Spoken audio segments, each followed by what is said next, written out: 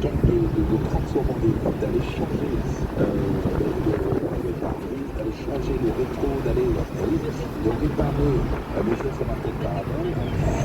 Là, l'instant, Gregor Maras.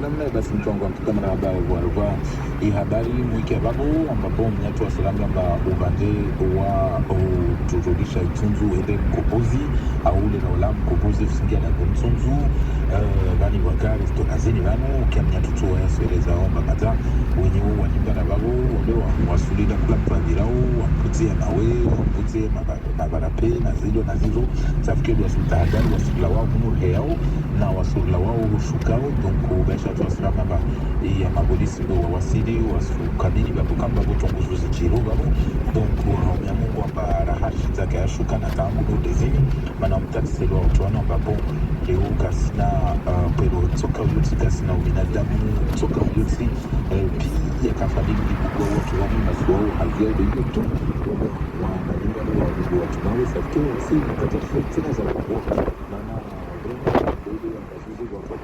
na kwa hiyo wanakuja kama wakoli na kuanga tumurudi kwamba wanatawa profite kama babu wafanya zao zafikiri sizotoka tumbui ya nziro basi karibu wadu na wasi bonjour kwani kama sawa ombe daktari naam Karena kuambia kwamba mpenzi hizi ngamia wasoma reparatori kashingo kufanya hiyo siku moja za hivi atrende ni moja kujisa bodi na moroni ule takambo ngeti moroni wote hapo hude sawa na kuuti sawa ni mzevu wa ule waja wazomba kila shamba moja ile maana kuuti sawa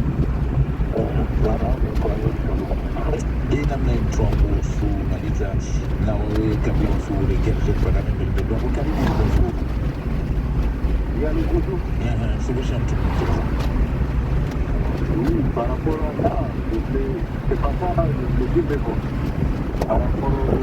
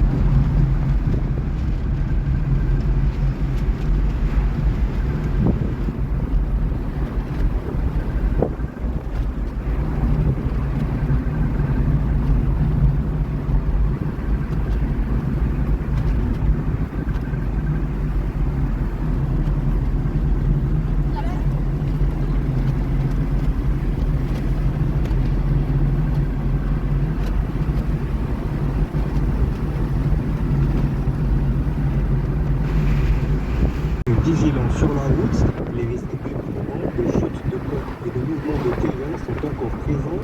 Côté carburant, les stations restent fermées pour aujourd'hui. Il faudra attendre demain pour pouvoir faire le plein. Et enfin, au niveau des barges, le travail de sécurisation des quais est en cours. L'objectif, permettre la circulation dans les plus brefs délais. Restez branchés sur les ondes de Mayotte la première. Nous vous communiquerons l'horaire de notre démarrage dès qu'il sera connu. Direction Trésor-la-Petite-Terre, moins impactée cette fois-ci par la tempête d'Ikeledi. À Pamandzi, comme dans beaucoup d'autres communes, même de l'alerte rouge, plusieurs départs volontaires se sont effectués dans les centres d'hébergement. On fait le point tout de suite sur les centres d'accueil de Petite Terre avec Abderrahmane Saïd. Bonjour Abderrahmane. Alors nous parlons. Quelle est la situation dans les centres? Est-ce que toutes les familles sont parties? Ce matin, avec l'expérience de notre Chido, la gestion de la crise de la tempête est bien devenue un peu système. Donc le laboratoire de Kabanji avait accueilli un peu plus de 1250 personnes, 40 enfants compris. Dès dimanche, les présidents du laboratoire avaient invité les familles à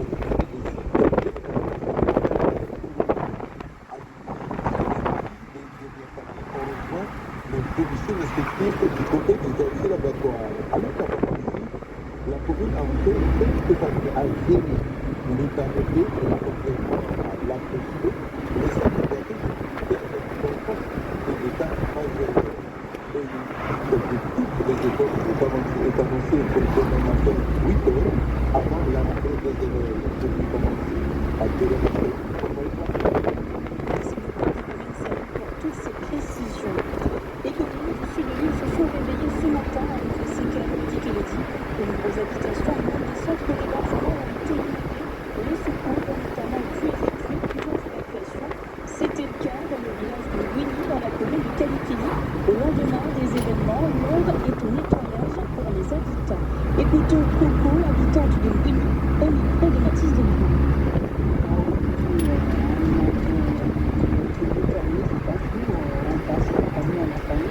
Avec les jeunes de l'Uni, ils sont très de guerre et de rentrer chaque j'essaie Je vous le disais, plusieurs évacuations ont eu lieu dans les communes du sud de l'île, Kalikeli, Bouéni ou encore Chirongi. Alors quel est le bilan de ces évacuations? On passe là avec Ibrahim Bien. À Bouéni, plus de 100 personnes ont été évacuées et mises à l'abri face à l'intensité du phénomène. La solidarité locale a joué un rôle déterminant. Beaucoup d'habitants ont été accueillis chez des voisins ou dans des familles, ce qui a permis d'éviter une surcharge de structures d'hébergement d'urgence. Dans la commune de Chirongi, au plus fort de la tempête, ce sont plus de 500 personnes qui ont été mises à l'abri dans les centres d'hébergement. À midi aujourd'hui, ce chiffre a baissé à environ 300. Les conditions météorologiques s'étant légèrement améliorées, les autorités locales restent vigilantes et poursuivent leurs efforts pour assurer la sécurité de la population. Un peu plus au sud, à Kalikeli, où près de 95% de la commune est située sur le littoral, 140 personnes ont été évacuées et transférées vers des centres d'hébergement. Ces déplacements ont été nécessaires pour protéger les habitants des risques liés aux fortes pluies et submersions marines. La solidarité et l'intervention des secours étaient nécessaires dans la nuit de dimanche à lundi. Les pompiers ont été fortement sollicités. Les secours ont multiplié les interventions pour assurer la sécurité des résidents et limiter les dégâts. Depuis Chido, beaucoup d'habitants restent encore privés d'électricité et avec Dikeledi, la situation s'est empirée.